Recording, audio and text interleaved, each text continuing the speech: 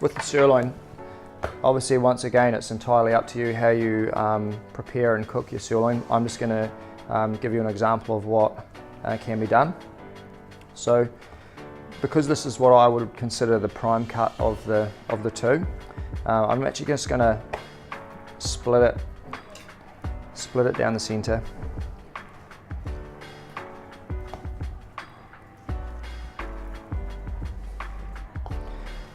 In half, and then I'm going to start trimming that down into a nice cannon. Just taking away that silver skin this time, because the cookery method on this will be quite different to the beef cheek, so I want to actually get rid of all of those potentially tough, sinewy pieces.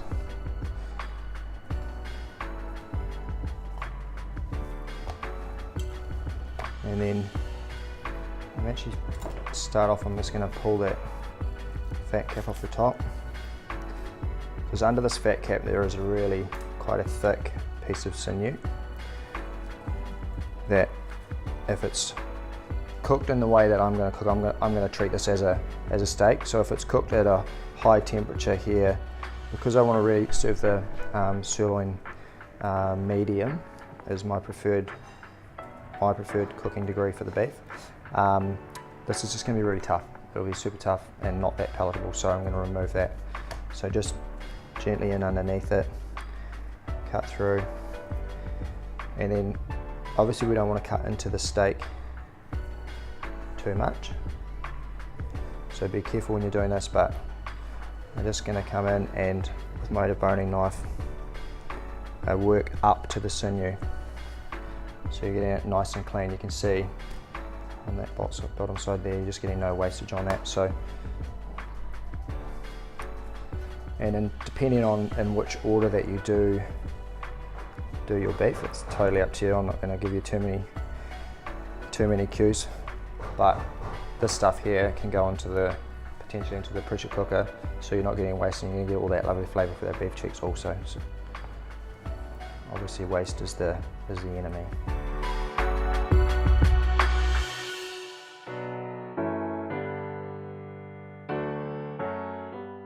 Okay, so now that we've removed that sinew from the top,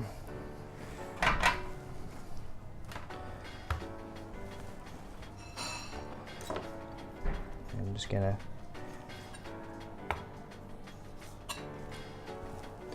trim that down, get it as clean as possible, removing any of those little sinewy pieces, and you'll get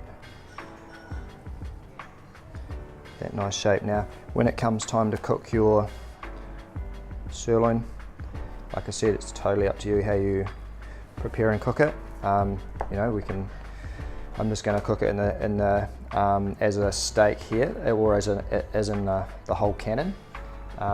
What I want to do just for presentation is I'm actually going to tie it. And the reason for that is because I want it to hold its shape.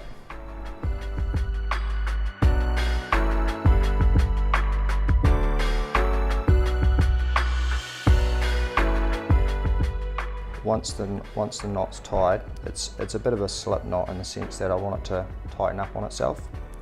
And then what I'm going to do is I'm just going to roll it over and twist it and go underneath, and then just working along the cannon of the beef, just pulling it not too tight, but just nice and firm. And what that will do is when it comes time to cook the beef, it'll hold its shape.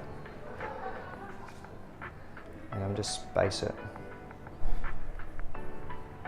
maybe 1.5 centimeters apart, and just by keeping a little bit of tension on that, you get that nice shape.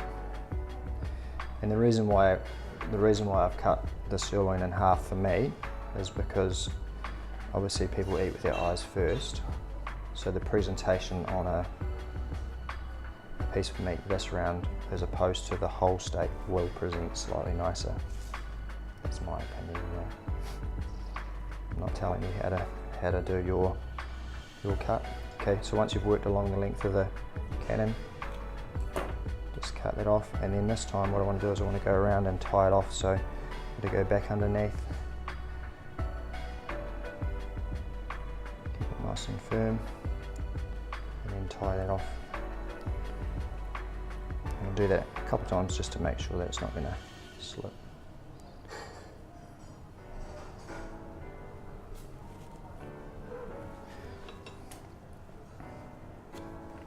Okay, there we have it.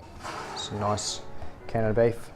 And then from here, I'm just going to seal that up, get some nice colour on the outside, and I'm going to roast it through the oven until it's a nice medium. Let it rest, and then we'll slice it off. So we'll go through that process now. Okay, so I'm going to start a nice hot pan. I'm just using, didn't say before, but I'm just using a neutral oil, so it's a soybean, that one. Just because I don't want the oil to flavour the beef at all. I want the natural flavour of the beef to come through. So I'd say nice hot pan, and I always season the meat just before it goes in the pan. I don't season it too early, because what that will do is it'll actually draw the moisture out of the beef.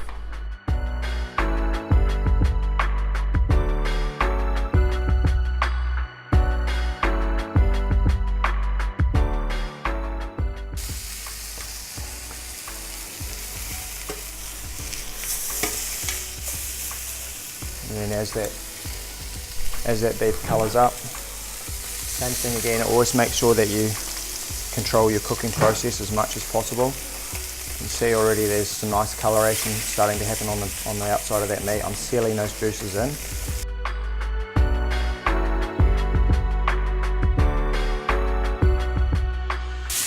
Now that it's got that nice colour on there, just going to remove that. So this is now going to go through the oven. So I want to cook it, like I said, for me, the sirloin, I want to take it to its still pink, nice and pink, but still with lots of moisture in it. So I'm going to cook it to medium, and then take it out, let it rest. And the rule of thumb for the resting process is half the cooking time is for resting. So if it takes 10 minutes in the oven, it'll be a 5-minute resting period.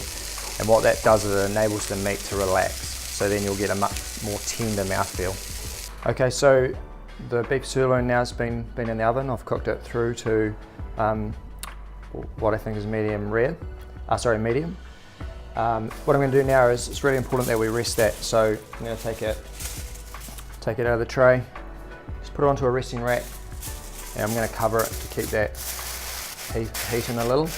Obviously, the resting tray should be somewhere a relatively warm area, somewhere around about 60 to 80 degrees is perfect.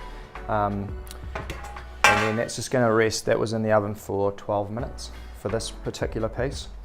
But obviously you'll need to practice with your one and get your timings right for the usage that you're using. So like I say, this is now going to rest for 5 or 6 minutes, and then we'll remove the string and slice it. Okay, so now that it's had time to rest, I'm just going to remove the string.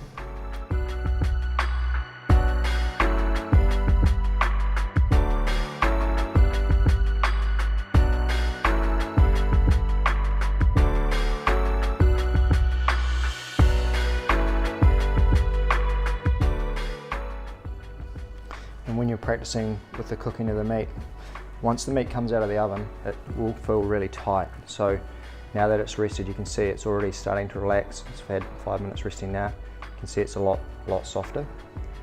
And that's a really good indication that it's had a good rest. I'm just going to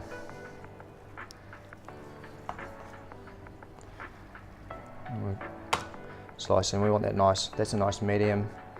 It's nice and pink. Ready to go. And then, like I say, entirely up to you how you serve your beef, but